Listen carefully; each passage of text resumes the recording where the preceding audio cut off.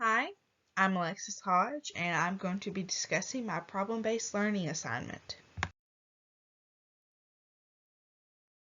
The standards to be addressed are explain how natural hazards, fires, landslides, earthquakes, volcanic eruptions, and floods impact humans and the environment. Also, design solutions to reduce the impact of natural hazards on the environment. Our goal is to have students be able to explain what natural hazards are and create ways to prevent or lessen the amount of impact they have. There are a few assessments that will show our desired goal, and these are have students identify and draw examples of natural hazards. To the side, there is a picture that has some very basic, simple drawings of natural hazards that students could draw on their own.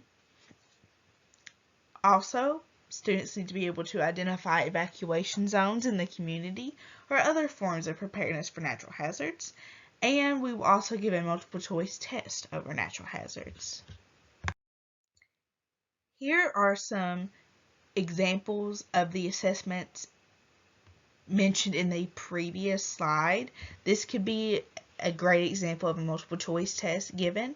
As you can see, there are pictures of natural hazards with 4 options as to what they could be.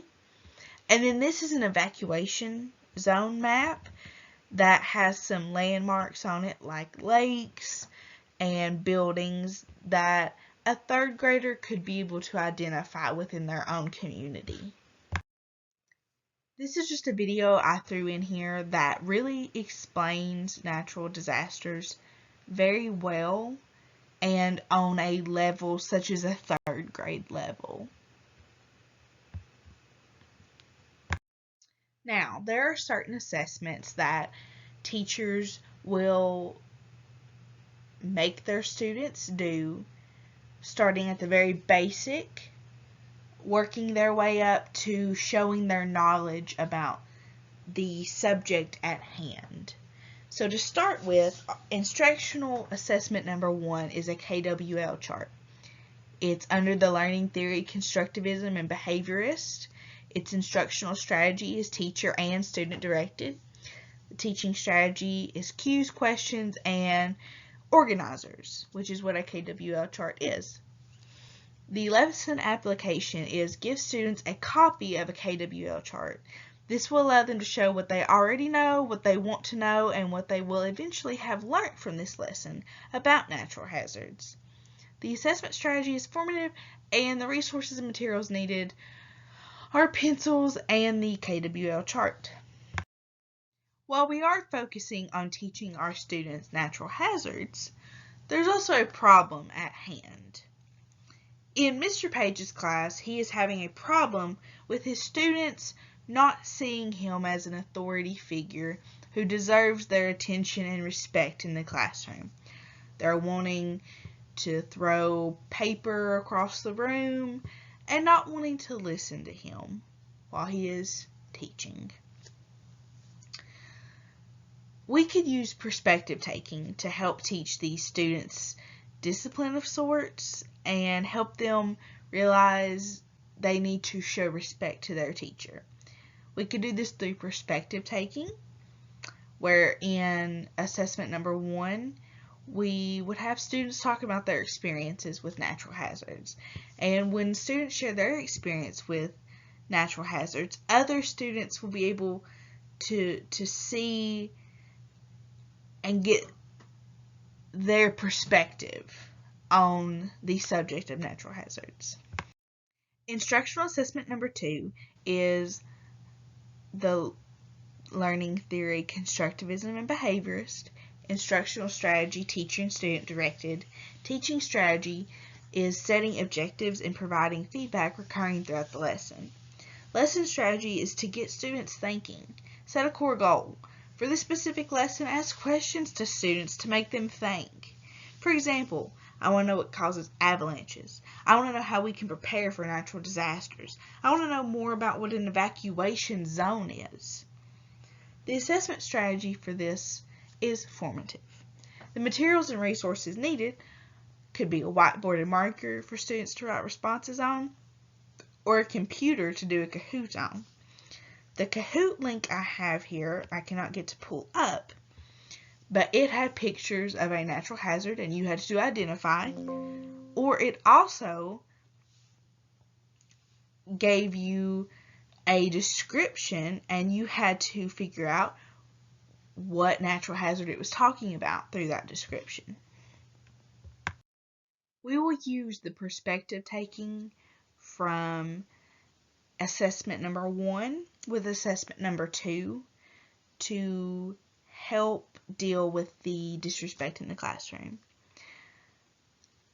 Modeling is a part of this activity because we will split the students up into groups and have the biggest of the troublemakers in the class become the leaders of the groups.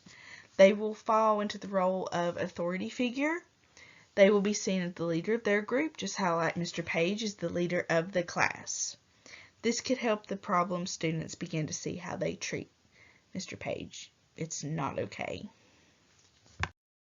Assessment number 3 deals with the learning theory of constructivism, cognitivism, and social cognitivism. Instructional strategy is teacher-directed and student-directed. Teaching strategy is generating and testing hypotheses. Lesson application is ask students to predict what causes some natural hazards like avalanches. Have students take a pile of dirt and add a ton of water to part of it. This should show what could cause an avalanche. Assessment strategy is formative. Materials and resources are a box, dirt, and a cup of water. Instructional assessment number 4 deals with the learning theory of constructivism, cognitivism, and social cognitivism. Instructional strategy is student-directed, and the teaching strategy is cooperative learning.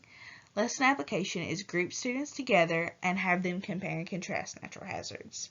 Assessment strategy is formative, and the materials and resources you need are tables and furnishings. I have an example of what a compare and contrast of natural hazards could look like. And with this, since you're grouping students together again, you could kind of do the same thing you did after instructional assessment number 2. Have the troublemakers be the leaders again. And hopefully by this time, they will understand what it's like to be Mr. Page to a degree, and they will stop being disrespectful in his classroom. Instructional assessment number 5 deals with the learning theory of constructivism, cognitivism, and social cognitivism, and mastery. Instructional strategy is teacher-directed. The teaching strategy is non-linguistic representations. Lesson application is use a physical model of a volcano to represent and show the effects this natural hazard can have. Assessment strategy is formative, and the resources and materials needed are a container, baking soda, food coloring, dish soap, water, spoon, volcano base, and vinegar. The video included is from Ryan's World. He is a kid YouTuber, and it is very good at showing what a volcano could look like, and you can do this in your classroom. One. Whoa! What's coming out? Whoa! Volcano! A blue volcano! Welcome to Ryan. Even if you could not do this activity in your classroom, you could show your students this video to get them interested. Seeing a kid close to around their age doing this fun experiment. Instructional assessment number 6 deals with the learning theories of constructivism, cognitivism, social constructivism, and behaviorism. Instructional strategy is teacher and student directed. Teaching strategy is summarizing and note-taking. The lesson application of this assessment is give students a worksheet on the types of natural hazards, have them draw an example of each and a definition of each, and write what communities can do to prepare for each natural hazard. Assessment strategy is formative and interim formative. Materials and resources needed are worksheet questions. Instructional assessment number 7. The learning theory is cognitivism. Instructional strategy is teacher-directed. Teaching strategy is generating and testing hypotheses. Lesson application is review what a natural hazard is, the different kinds of natural hazards there are, and how we can help with lessening the impact natural hazards have on us and the world around us. Assessment strategy is summative, and the materials and resources needed are a pencil and paper to write a reflection of everything learned.